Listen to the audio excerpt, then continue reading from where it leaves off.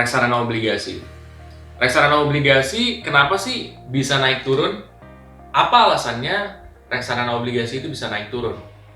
Oke, jadi reksadana obligasi itu bisa naik turun karena aset-aset di dalamnya. Sama aja seperti yang lain. Ya, sama seperti reksadana pasar uang, sama seperti saham, itu tergantung aset yang ada di dalamnya.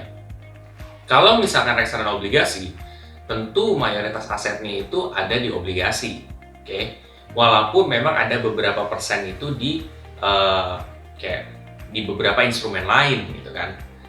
Nah, cuman poinnya gini, kita bahas dulu dari obligasinya ya.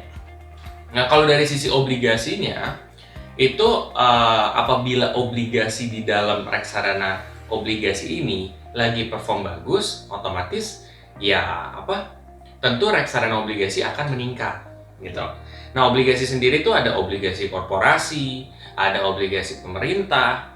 Nah, obligasi korporasi sama obligasi pemerintah itu punya tingkat resiko dan tingkat potensi keuntungan yang berbeda.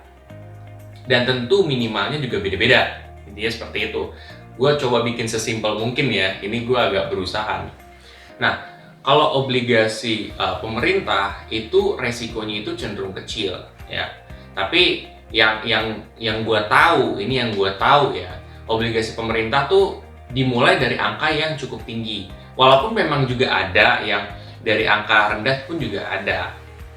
Terus kalau obligasi korporasi itu biasanya returnnya tuh lebih tinggi, tapi risikonya juga lebih tinggi dibandingkan obligasi pemerintah. Karena kalau obligasi pemerintah tuh lebih kuat gitu.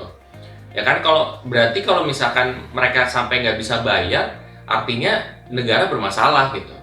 Nah, kalau misalkan obligasi korporasi, kalau perusahaannya goyang atau bermasalah, nah itu berarti chance untuk obligasinya bermasalah itu gede gitu. Jadinya untuk secara resiko lebih tinggian obligasi korporasi, tapi returnnya itu juga lebih gede. Ya balik lagi, ada resiko, ada return juga itu ya. Nah, intinya dari masing-masing obligasi ini biasanya tuh ada di top holdings dari reksadana obligasi yang kalian punya ya.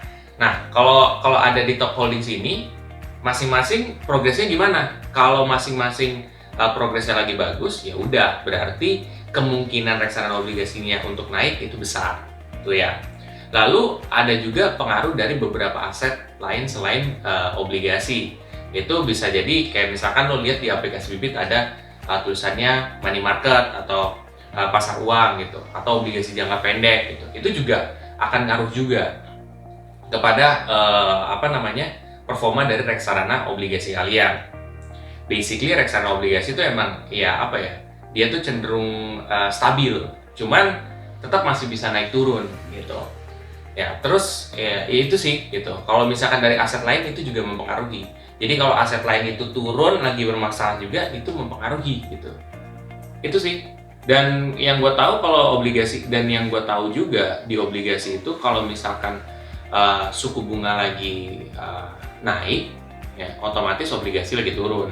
Kalau kalau misalkan suku bunga turun, berarti obligasi itu naik. Jadi harapannya dengan gue bikin video kayak gini, teman-teman udah ada gambaran nih kenapa sih reksadana obligasi itu bisa turun naik. Dan memang juga ada yang reksadana obligasi ketika lo lihat nggak ada penurunan, ada gitu. Ya balik lagi, top holdingsnya apa gitu, kalian harus temuin itu. Oke semuanya, kalau kalian merasa video gua yang simple ini bisa bermanfaat buat kalian semua, kalian bisa share aja ke teman-teman kalian yang lain. Dan jangan lupa untuk subscribe, like, dan komen di video gua. Sampai jumpa di video gua selanjutnya. Terima kasih.